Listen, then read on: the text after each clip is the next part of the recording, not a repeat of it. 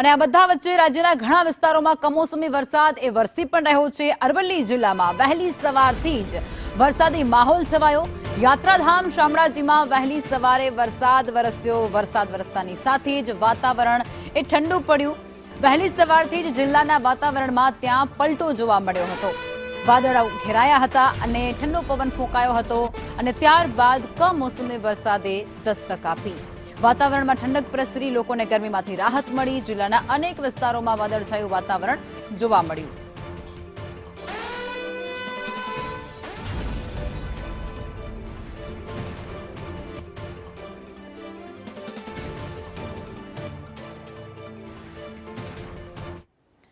અને આજ મુદ્દે અમારા સંવાદદાતા શૈલેષ પાંડ્યા અમારી સાથે જોડાઈ ચૂક્યા છે।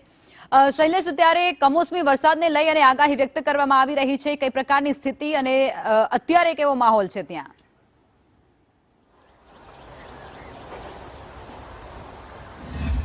લખમાં અરવલ્લી જિલ્લામાં વહેલી સવારે વેસ્ટર્ન ડિસ્ટર્બન્સના કારણે ભારે પવન ફૂંકાયા હતા। પવન ફૂંકાયા બાદ એકાએક વરસાદની શરૂઆત થઈ હતી। જિલ્લાના અનેક ભાગોમાં વરસાદ ખાબક્યો હતો।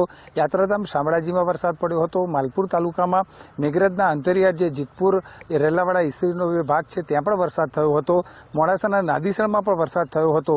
સમગ્ર જિલ્લાની અંદર સવારથી જ વરસાદી વાતાવરણ જોવા મળ્યું હતું। જે પ્રમાણે હવામાન વિભાગે આગાહી કરી હતી એ મુજબ જ સવારથી જ પવન ફૂંકાવાની શરૂઆત થઈ હતી।